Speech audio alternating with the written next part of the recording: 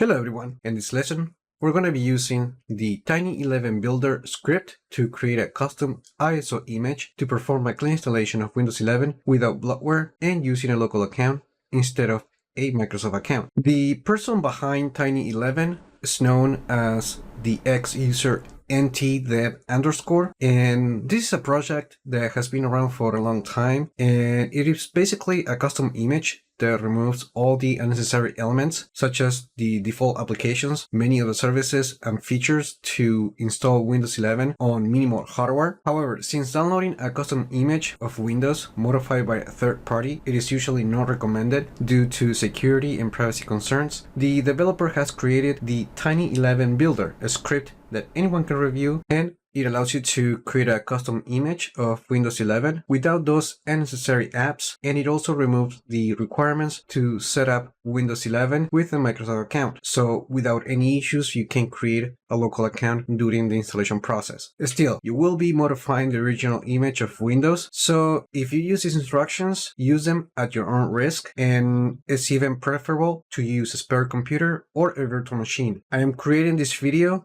to show you how it works, and I still recommend using the original image to perform a clean installation or an upgrade. Let's dive into the steps, but before, please subscribe to the channel and click the like button to help YouTube show this video to more people. It doesn't cost anything and you will be helping the channel and supporting my work. First, open your web browser and go to this website to download the official Windows 11 ISO image. Once on this page, scroll down and then select Windows 11 from the list and then click the download button.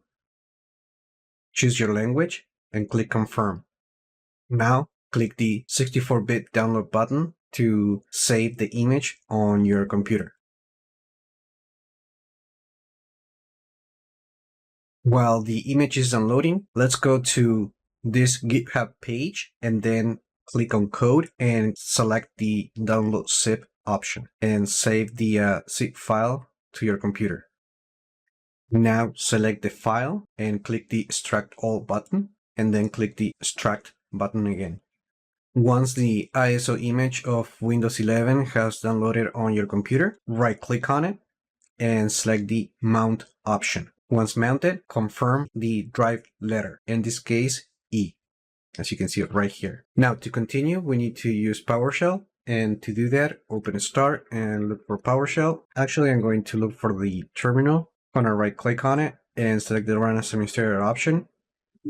And then I'm going to open a session for PowerShell. Since we're going to be running a script, we need to allow PowerShell to actually run the script. And to do that, we need to change the default execution policy. And to do that, you need to use this command and then press enter. Now, to run the Tiny11 Builder script, we need to run this command that points to the Tiny11 maker.ps1 file. You are going to need to update the path with your location where you extracted the Tiny11 Builder files.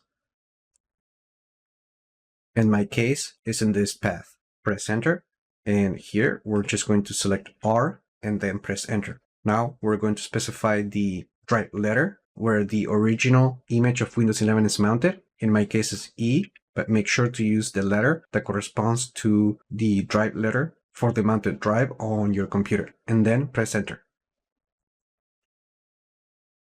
The copy of the files took about like a minute. And now we can see all the index numbers that corresponds to the addition of Windows 11 inside of the image. Here you need to specify the edition that you want to install with the Tiny11 ISO file. And in my case, I'm going to select the index number 6 because I want to install, or I want to create an ISO image with Windows 11 Pro, and then press enter. And now the script is going to process all the commands to create a new image from the original image, but without the default applications. It also uses the answer file to skip the internet and Microsoft account requirements so you can create a local account. And it also uses the compact flag on the image. This process also just takes a few minutes. While the script continues running, I want to go back to the Tiny11 Builder page on GitHub, and just to show you that according to the author, when you use the script, it's going to remove from the image all these apps. Also, it removes Microsoft Edge, but it leaves behind some elements, but those are not important. But you can always install the web browser using this winget install edge command.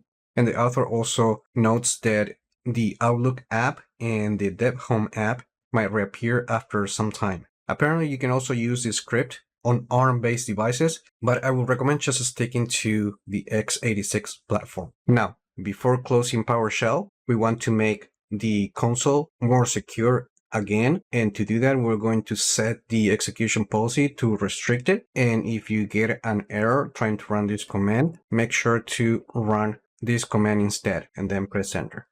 You can also run this command to see the current execution policies to make sure that everything is correct and secure. Now, once the script finished running, a new Tiny11 ISO file is going to appear on the folder where you extracted the Tiny11 Builder files. And now you can use the ISO file to mount it to a virtual machine to continue with installation, or you can use third-party tools such as Rufus, which you can download from this page. And with this tool, you can create a bootable media that you can then take to a physical computer to boot and start the setup of Windows 11. Let me show you really quick that once you downloaded the Rufus tool, you can launch it, then click the select button, then browse to the Tiny11 ISO file, select it, and make sure to select the USB drive that you want to use to create the bootable media, and then click the start button.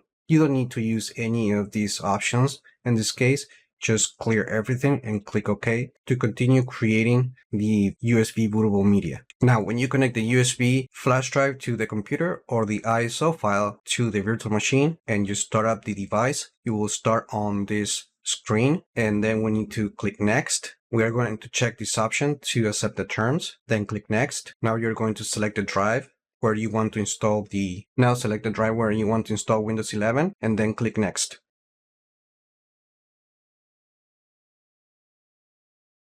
Now, the final setup is pretty much identical to the original image, but we're going to see fewer settings that we need to configure because we're not going to be creating a Microsoft account and we're just going to be using a local account. So first, choose your region and click yes. Select your keyboard layout and click yes. You can skip this option. Now on this page, we're going to create a local account. Just going to use the admin name. I'm going to click next.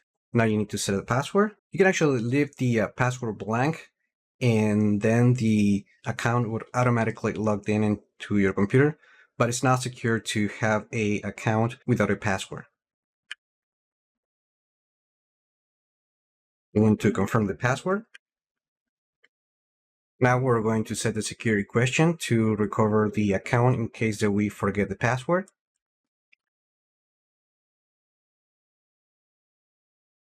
Now you need to choose your privacy settings. And that is all there is to it for the setup. As you can see, we have a start menu without many of the default applications other than settings and file explorer. Some of the apps such as Get Started and others are continue to be available, like Calculator, Camera, and in this case Teams, Photos, and all those apps that may be necessary, they're still included. Also, we can see that we have some leftover elements from Microsoft Edge, but you can actually remove these.